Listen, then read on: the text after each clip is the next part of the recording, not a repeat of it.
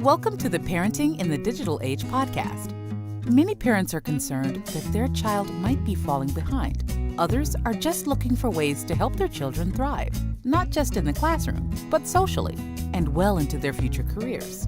Each episode, we explore the challenges facing parents in the modern world, from behavior, education, and nutrition to device and gaming addiction. We interview a range of leaders in the area of childhood development to help you successfully navigate parenting in the digital age. Here is your host, Jamie Buttigieg. Welcome to Parenting in the Digital Age, the podcast where we delve into the unique challenges and opportunities of raising children in today's fast-paced, tech-driven world. Each episode features conversations with experts and thought leaders who provide actionable insights and practical guidance for navigating life as modern parents.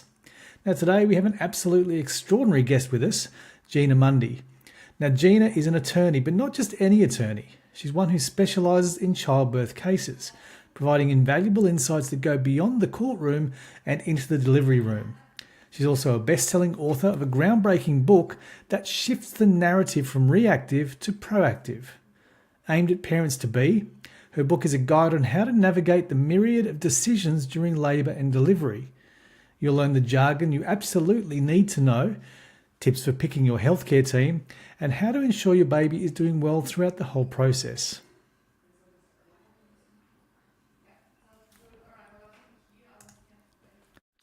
Gina, welcome to the show. Please share with our listeners what you do and what you are passionate about.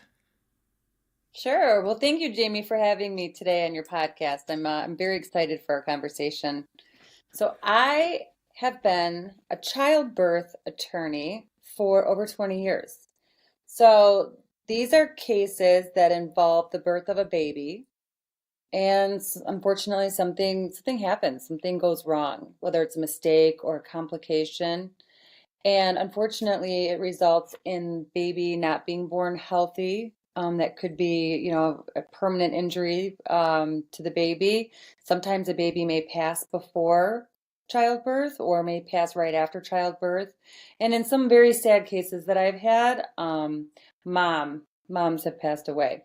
So my job then as the attorney in the cases is to look at the care that mom received during labor and delivery and find out what went wrong and why. And probably the most important question, what decisions needed to be made for baby to be born healthy or mom to be around, to raise her kid. So those questions have taken me across the United States more than once. Just going to different hospital systems and meeting with the doctors and nurses, pretty much everyone on the delivery team, just hashing out every aspect of labor and delivery, trying to, what happened, why, and there's probably a lot more to what I do, but that's probably a good overview. So I took that experience and in June of this year, June 2023, I published a book called A Parent's Guide to a Safer Childbirth. So the goal of the book is to help parents prepare for childbirth, to make sure these mistakes and complications that I have seen for over 20 years don't happen during the birth of their baby, so we can make sure they have a healthy baby. So basically, instead of getting involved only in the aftermath of something going wrong, I'm now getting involved before childbirth in hopes of, preventing this from happening. Because I'll tell you, when something happens that's, especially a preventable mistake, the families are never the same. It's, to lose a child to something like that, I don't know. I've talked to, I have to talk to the families and go through that day with them. And it's definitely, as a mom and as a human, probably it is the hardest part of my job. So hopefully, if I can just even prevent one mistake or anything, that it would be worth all of the time and effort, because it's very difficult on the families. Yeah, and that's certainly what we'll unpack here, but it's quite inspiring, having your, years of attorney experience, kind of on that reactive side of the law and childbirth. Now, using all that experience and your knowledge to, publish this book, which will be a lifesaver. It's very proactive, and parents should be on that proactive side of labour. So I'll go back a step. What inspired you to get into that part of law? I stumbled on it. I was going to be a real estate attorney. Okay. And they don't teach you about baby law or birth, childbirth cases in law school. So basically, I just got out of law school and I stumbled on it. I just needed a first job. And it was February 2003, and I got my first case, and that was it. I was newly married. Having kids was on my radar. So when I'm like, whoa, things don't always turn out hunky dory, and then get into this field, and I just started learning so much, and I just almost like I was like obsessed with the medicine, and I just wanted to learn, and I would read and study and just engage with these healthcare professionals trying to, hash out these cases. So it's yeah, and they take years. So when I'm saying traveling the country, a typical case in my courts, in the courts around here, about 2 years. So this is, each case is about, sometimes up to 2 years of my life. Yeah. So And 2 years of the family's life, that's they've got to. I mean, they'll carry this with them forever. This, the complication, whether it was the child passed or whether it's something else, some other complication. But it's particularly if it's preventable. Let's talk about that for a minute. What are some of the more common mistakes, perhaps, that you've seen during labour and delivery, and maybe how can parents proactively prevent those? So in my book, that's chapter 11. So I wrote a chapter, the top 10 most common issues or facts in a legal baby case. These are reoccurring issues that every parent needs to know before they go into childbirth. So number one, Pitocin. Pitocin is a drug that induces mom's labor. So it does that by making mom contract. By making mom contract, that jump starts her labor. When I get a case in, almost all cases, the first thing I read, mom is being induced with Pitocin. So that's important that families understand that when there are mistakes or complications, most of the time it's when Pitocin is being used. And with Pitocin being used more and more frequently in labors these days, it's important for families to know how to have a safe induction. Because listen, Pitocin scares a baby lawyer like me, but it doesn't scare the doctors and it doesn't scare the nurses. And they may recommend it. And if they do, let me tell you, there's certain things that you have to know. So chapter 14 of my book goes through how to have, a safe Pitocin induction. Another common one is a busy labor and delivery unit. So remember, hospitals, like a labor and delivery unit, they're not scheduled. So, for instance, if you go to a surgery center, you got to get surgery at 10 o'clock on Tuesday. The hospital's equipped for everybody to get their surgeries at their scheduled time. Childbirth is different. Babies come when babies want to come. And I know around here, there are more busier months that babies come in May, June, and July. And late mornings are super busy. So, but when there's a busy labor and delivery unit, you have a delivery team that's running hard and they're thin and they can't just sit at your bedside and make sure your Pitocin induction is going okay.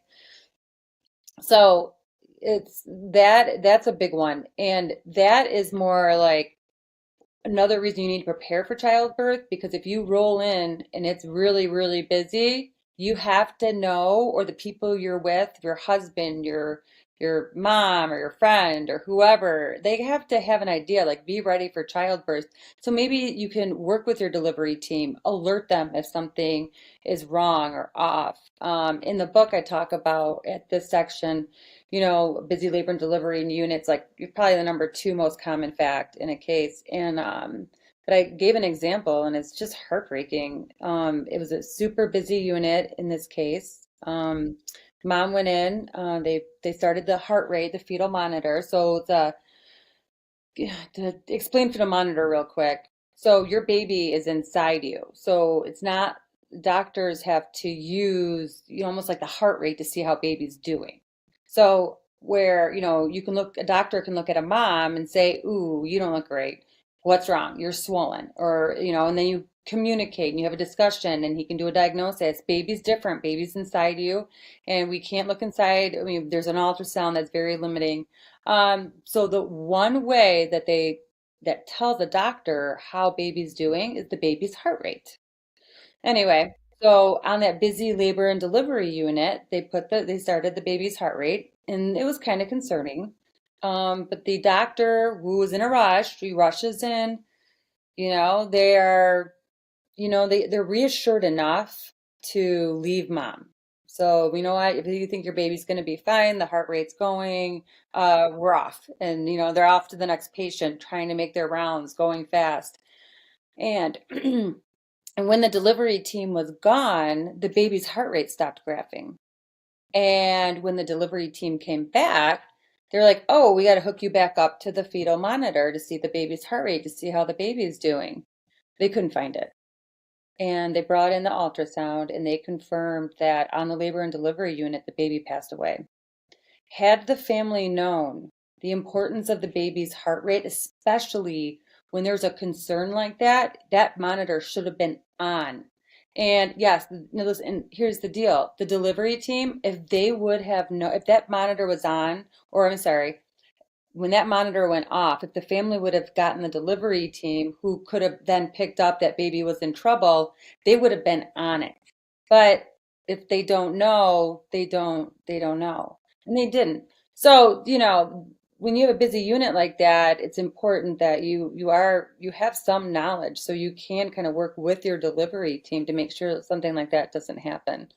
And then the other common fact, so there's 10, but I'll just give you three because I like this one. This was like an aha moment. Because, you're staring at these cases, like what is in common with all of these? And some of them are easy, Pitocin, easy, but this one that I picked up on. So mistakes and complications typically almost all the time occur after mom's water breaks. So baby is nice and comfy, surrounded by the fluid that they've been in for 9 months. Everything's great. Boom, water breaks, and baby's environment's changed. And that can make baby a little bit more vulnerable to something happening. So once that water breaks, it's very, very important to, make sure, baby's heart rate's being monitored. And that helps, again, detect if baby's getting into any kind of trouble. And listen, I can look at a baby's heart rate and I can tell you if the baby is a rock star or I can tell you if baby's struggling. So, and it's not hard. I don't know, the medical community seems like, this should be left to the professionals. Well, I'm a non-medical person and I've been able to read a baby's heart rate from the minute I looked at it. It's very easy. There's just some basics that if you know, and listen, you don't have to be perfect at reading it. You just have to know what's important about it.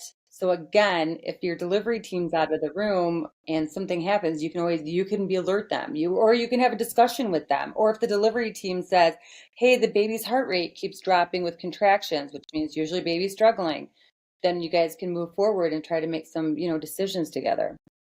Yeah, Those are probably the top three. But this is information that, there's I was on a podcast earlier today and he's like, "Why is this information just surfacing now?" And I'm like, I just don't think a childbirth attorney ever thought to write a book on childbirth. And it was just one of those things where something had happened in my family. It's actually the introduction to the book. And all of a sudden this idea came and, but yeah, so this isn't information you're going to get in a typical, pregnancy book or anything like that. But this is definitely information that parents need to know so they can make those good decisions. Because in a lot of these cases, these families are only one decision or mere minutes from a healthy baby. So the importance of decision making during childbirth, I can't emphasize it enough. Yeah, decision making and knowledge to a degree too. You talked about the fetal monitor. And you've kind of touched on this, but I do have a question here I want to touch on. It's a nice segue. Is how can parents monitor the well-being of their baby during labour? So apart from listening for heart rate, are there any other signs or indicators that we should be aware of? Because it's really, I don't know if volatile is the right word, but there's so many emotions, so many things and beeps and bongs going on. There's fear, anxiety, excitement, joy, pain, and that's just dad. I'm just kidding. But you know, what are some of the signs or that you know both mum, dad, or mum partner can look for during that labour if the medical team is out of the room? So, I mean, it really is the baby's heart rate. Okay. And in my book too, I also go over there's three different types of machines that can monitor the baby's heart rate. And sometimes when the wrong machine is being used, it's not good. So making sure you have, the most accurate way to monitor your baby's heart rate, especially if, maybe there's any concerns about the baby, that's probably the biggest thing. And again, that's all covered in the book. But baby, fetal movement is huge. Sometimes when babies are struggling, they stop moving. So, almost like they're conserving their oxygen or something. That's what my experts always say. They're conserving their oxygen, so they may not move. So you want to make sure baby's moving and whatnot. And um, I know, and I'm trying to think of things that parents, but I'm telling you, the baby moving, and fetal monitoring, it's really it. I mean, Okay. and that's why childbirth, I traveled the country, but all the doctors have different opinions on childbirth. No one ever agrees. So it's, because baby is not, baby's inside you. So Yeah. it's, they're really forming opinions based upon their knowledge and experience and whatnot. So yeah, I'll have two different doctors, two different OBGYNs who deliver babies, look at a case, and one doctor will literally tell me everything was done perfectly, and another doctor will tell me everything was done wrong. So, so it's, and these doctors also have the benefit of hindsight if it's a baby case. So, Yeah. but yeah, you know what, it's the baby moving and its heart rate. It's just the best way. Yeah, good. So be informed, ask questions, and understand that. Like I'm guilty as a father in a maternity ward with the birth of my own children.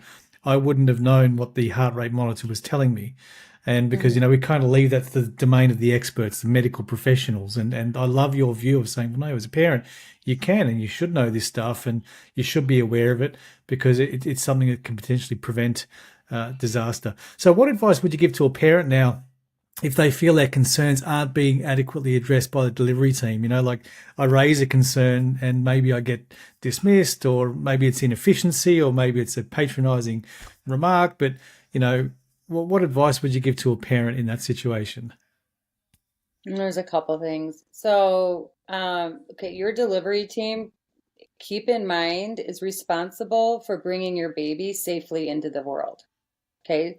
In the cases, it's the delivery team's care that is at issue and analyzed more than any other aspect of the case. So, keeping that in mind, you want the dream team. And if you have a team that was a bad apple, or even in my book, I call it, Bush League, if you get a really bad, like bunch of, you got more than one team member who's not good, you got to say something. So if they're dismissive and you don't like them and you are not comfortable, then my book actually then tells you, what to do. For instance, if your doctor's not part of the problem, which I hope after 9 months you would know if your doctor was a good doctor or not. But you got to remember, your doctor is in a position to drop everything and come to the hospital to deliver the baby. So if you're not comfortable or you're being ignored or whatnot, you need to get your doctor on the phone and talk to them about it. But another avenue too is that hospitals typically have a nurse that's in charge, the charge nurse, and the charge nurse can step in too and help you. In the book, so there was like a delivery, well, back up. In the book, I talk about a scenario. There was a case where there were two nurses One nurse had 20 years experience, and she was literally born to be a labor and delivery nurse. She was awesome. The other nurse that day at the hospital had just finished training and figured out she hated labor and delivery and was about to quit her job. So that day, when the patients walked in, it was luck of the draw. Who got the experienced nurse and who got the unexperienced nurse who hated her job. So listen, here's the deal. Most like the great nurse and the other nurses know that this new nurse in training is not a good nurse, but they can't do anything. It's usually a hospital system. They don't hire and fire, they just go to work. So if you say something, they can step in and help you. But they can't just stick their head in your door, in the door of your room and say, hey, your nurse sucks. Let me know if you need a new one. They can't do that. So you have to say something, and they most likely already know. Because it's a big hot, think about it. You have a big institution with a bunch of, they don't do the hiring and the firing. They're just there trying to work their shift. And you got to remember, people on your delivery team are typically the people that are scheduled to work that day. So again, it's luck of the draw because, babies come when they want to come. So, but that's the delivery team. And if you don't like them, what to do? I feel like there was another part to that question. Or maybe I got it all. No, I'm pretty sure you covered that. So in your book, Gina, you talk about labour and delivery lingo, and that parents need to know this lingo. So can you give me an example? Like I'm a dad that's out of touch. My youngest is 16 years of age. So what lingo should parents be aware of, and why is it critical to know? So, yeah, no, that's a great question. So basically, all of the childbirth facts that I rely on as an attorney, and reviewing these cases, analyzing these cases, I put what I need to know, or what I do know as chapter 2 of the book that goes through your labor lingo and whatnot. But listen, if you know these terms and you know how this stuff works, you're going to speak the language of your delivery team. They're going to be able to communicate with you more effectively. It's going to be streamlined communication. And it helps you make better decisions. But a labor link, okay. So in the book, and I keep reading this in reviews, which to me, it's very second nature. But most people don't understand that when a mom has a contraction, it squeezes the baby and it basically stops the oxygen to the baby. And listen, babies are made to handle contractions. This is completely normal. However, you get a drug like Pitocin, and that makes mom contract, and they're turning it up really fast, and now mom just keeps contracting a lot. That's just baby going no oxygen, no oxygen. So in labor, in the section, we're like, okay, contractions, yes, they're not only hard on mom, but they're also hard on baby. So if you want to know if baby is tolerating their contractions, especially if you're on Pitocin, because that's really when it becomes an issue, because they're like artificial contractions, right? It's not just it's not your body naturally contracting. So in that chapter, you would learn, okay, to see if baby's handling a contraction, you look at their heart rate. And if their heart rate, so when the contraction goes up and that squeeze, that means the baby's being squeezed, the oxygen stopping. And if their heart rate keeps dropping when that happens, baby's not handling the contractions. And they can be very subtle, and then it can kind of grow and grow and grow. So that's important for parents to know. That would be something you could go, or if your delivery team comes in, you guys can have a little discussion about the heart rate and what's going on. Does the Pitocin need to be turned down? Why, you don't just keep letting this happen. Do they take action, and either they change the plan or maybe they modify it? But that one is huge. Another thing I always liked is one of the first things I learned is the umbilical cord and the placenta are the baby's lifeline. So those are huge.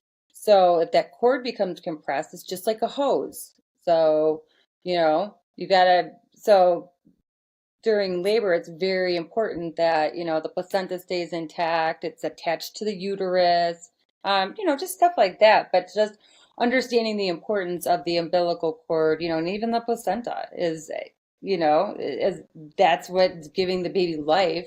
And that becomes super important during the birthing process because that can be tough on babies. And that means the placenta and the umbilical cord can be affected. So it's just, it's stuff that like I know. So this isn't the basics. This isn't the labor and delivery lingo you're going to go read in another book. This is what the childbirth attorney knows. Yeah, it's a proactive view, but it's a wonderfully different view and a fresh view that parents should all be aware of. So, interesting question? Are there any rights that parents have in the delivery room that they might need to be aware of? So mom's the decision maker. Like Okay. the delivery team, they're technically advisors, like medical advisors. They're advising mom what to do, but mom's the decision maker. They're not doing Pitocin, C-section, IV, turning mom. They have to have consent for everything. So basically, they make recommendations and mom ultimately makes the decisions. So if you had, so, I'll tell someone that and they'll be like, oh, well, our doctor came in and said we had to have a C-section. And I'm like, well, they were technically recommending a C-section. They can't make you have a C-section. But that's big, big factor in there. And so, that's why then sometimes when you get to the hospital, maybe during labor, they may give you a couple different options. And they may recommend one over the other, but again, it's mom's choice. So it's, that's one thing I don't think that many moms know. Yeah, to me, it's very simple because that's what I do, right? Yeah. But yeah, no, they're the decision maker. That's their body, that's their baby. Now, obviously, most patients listen to their doctors, but yeah, that's probably the main thing. Yeah, yeah. So what are some of the, let's talk law for a minute. What are some of the legal implications that parents should consider if things go wrong during childbirth? Oh, and something happens to baby or a Yeah, mom. yeah, Yeah, like so yeah, I mean, you would probably unfortunately want to, I- you want to find out, you'd have to reach out to a childbirth, attorney or attorney specializing in these childbirth cases to find out, was something done wrong? I mean, and listen, I've had cases where, the bad outcome, but it's, they didn't do anything. So it's, nature will take its course too. But if there's something that was bad, like a preventable mistake, maybe, something went wrong with the Pitocin, um, then that's something that, you can seek an attorney, and an attorney should be able to look, an experienced attorney like me, I can look at a case and tell you if it was good or bad care. It's not, he doesn't have to, um, I don't need a doctor to tell me that. Actually, I retained a doctor and I'm like, I already know your opinions. It's like, because they couldn't talk for a couple of weeks. And I'm like, it's fine. I already know what you're going to say. So we'll just don't rush. We'll talk when we can. I already know exactly what you're going to say. Like, they get irritated with me, but I'm like, I've been working with you guys a long time. I know. And since we do have a lot of the same issues, I already know how they're going to respond. yeah, yeah, very interesting. We'll change lanes for a minute. Can you talk about the role of fathers or partners during labor and delivery? What can they do to be an effective support system? Oh yeah, that's a great question. You're just filled with great questions. I So try, I that's try. so that'd be chapter seven. So chapter seven, basically, it's having a baby advocate. So as mom, you are going to be mentally and physically focusing on delivering baby. You staring at a baby's heart rate, unless you're like a childbirth attorney, it's not happening. So you're going to want to be in your moment, concentrating, just working through your contractions. So it's really, really important that you do have a baby advocate. And that could be dad easily. So what chapter seven does is it goes over the role of a baby advocate. And then at the end, I'm like, okay, this is the five things. I don't want to overwhelm the new baby advocate, but this is five things that they need to know so they can advocate for baby and you and be that second set of eyes, again, which is very important because the delivery team just doesn't stand at your bedside. So them knowing certain information is huge. And then also, let's say, oh, and this was the other part of the question for the delivery team. Let's say you don't like somebody on your delivery team. Well, you're in labor. So, you know what? Make your husband handle it. Make call if your mom's there, mom, soon to be grandmas are the best baby advocates. They are, wow, they're on it. And those expecting grandmas love my book, by the way. So I feel sometimes I'm getting more expecting grandmas than the expecting patients because the grandmas, and you know what? It makes sense because my daughters are 19 and 15, and I wrote this book for really my daughters. So to make sure I have healthy grandkids. So it doesn't actually, it shouldn't surprise me that the expecting grandmas are reading it because really, that's why I wrote it. So yeah. That's wonderful. Okay, so as we round off our podcast today, like I've asked a lot, and you've certainly given a lot of valuable information, and I know our listeners got a lot of value from. But is there something maybe I should have asked, or something that you want to share with our listeners that's really important that I perhaps haven't covered off here today? And I know there's a lot, probably a really broad Mhm. question, but is there, a takeaway or something you want to share with our listeners? Yeah, there's a couple other good things. So listen, your doctor is super important. And sometimes when you're newly pregnant and you're like, oh, you're thinking of pregnancy. But listen, the grand finale is childbirth. So it's really important that when you pick your doctor, you're thinking of childbirth because you have to have a good doctor because they're heading your team. So that is huge. So I have analyzed doctors who deliver babies for over 20 years. I mean, it's almost creepy. So, that's my job, right? I have to analyze the doctors, analyze their opinions. How are they going to perform in front of a jury? You name it. I've had to just, every doctor undergoes a pretty big analysis. So I took a lot of what I've learned from that and I wrote a chapter on how to pick a good doctor. And then I have like 20 questions that you have to ask your doctor or you should know just to make sure that you and your doctor, you guys are going to be a good fit. So that is super, super, super important. And then another thing, chapter one, we had talked about that's the lessons. So these are the lessons from the cases, from the families, doctors, delivery teams. But if you understand the lessons in chapter one, that is so important. It's going to give you an idea of every subject that is really important that you need to know about. So what I did is that is on my website for free. You can download it. You don't even have to give me your email. I know a lot of times it's like, oh, go to my website. Oh, you got to give me your email. Just it is so important. And so that's there. And then, that is free for all parents to read, share, do what you need to do, just so that definitely will give you a great starting point. And then with the chapters again, it's just a lot of information in this book that you're just not going to find anywhere else. I'm going through having a plan is huge. Um, and listen, it's not because you're going to sit and stare at your plan in the middle of childbirth. It's more of the preparation and preparing for it. So you're ready to pivot if you have to. You're pondering possible decisions in case you have to make one, and you're doing it in the comfort of your own home where you can make a phone call, you can call somebody, you can do some research. But it kind of gets you going, the planning process. And, I too, like just preparing for child is so important. It's not, everybody wants to decorate the nursery, buy cute clothes, and I'm like, no, prepare for childbirth. So, but just the act of putting that plan together and starting to think through different processes is absolutely huge. And then we went through, yeah, baby advocate, chapter 11, C-sections. Most cases end in a C-section. You really want to have an idea of C-sections.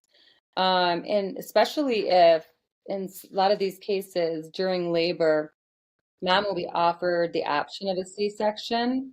Um, And so that's a huge decision. And I give examples of, three completely different cases where, mom she didn't want her C-section, and then something happened.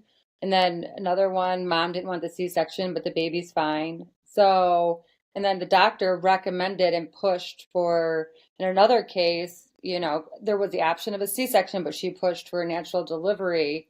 That person picked C-section, and the doctor ended up thanking her for having a C-section, because if she wouldn't have, it could have been very, very bad for the baby. So, it's a really big decision. So just understanding what that entails, is just huge. But yeah, the book is just, I could just go and go and go, but I won't. But definitely, again, just heading back to the lessons that I laid out, and just that will just, it's a 20-minute read, and I read slow. So most people can probably read it in 15. So you can check it out, and yeah, no, my website, ginamundy.com, by the way. I don't know if I said that, but that will definitely just point everybody in the right direction. Perfect. And that's a free resource on the website. I'll put a link in the show notes so parents can find that. And in terms of getting your book, can they get it through the website? Is it Amazon? Like, how do we get a hold of the book? And Oh, give yeah. us the So, title of the book as well. yeah, so the book's called A Parent's Guide to a Safer Childbirth. And if you go on my website, ginamundy.com, GINAMUNDY.com, there's a link to Amazon, and then you can just buy it on Amazon. But another really good thing on my website is a childbirth blog that I've started, because obviously, once you publish a book, you're like, oh, I should have included that. Oh, I should have included that.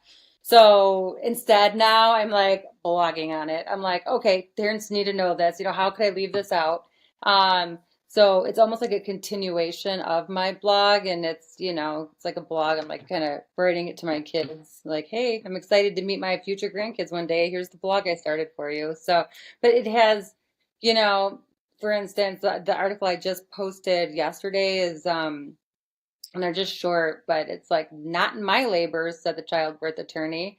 And, it was a sad case. I was talking to an expert and kind of sparring with the expert a little bit. You're like, I don't think anything that bad, whatever I was saying. And then he's like, well, Gina, would you allow this to happen in your labor? I'm like, no, that would never happen in my labor, because of what I know. And it is what it is. So, having the expecting moms kind of adopt that philosophy of not in my labor.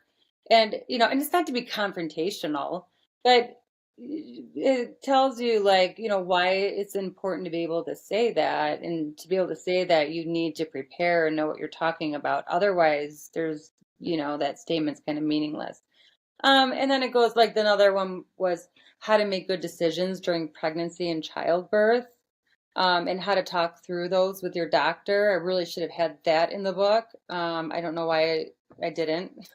So, it's funny, that was pre-written, and, just the end of a book with publishing and taking in and out. And I was like, oh man, this is so good.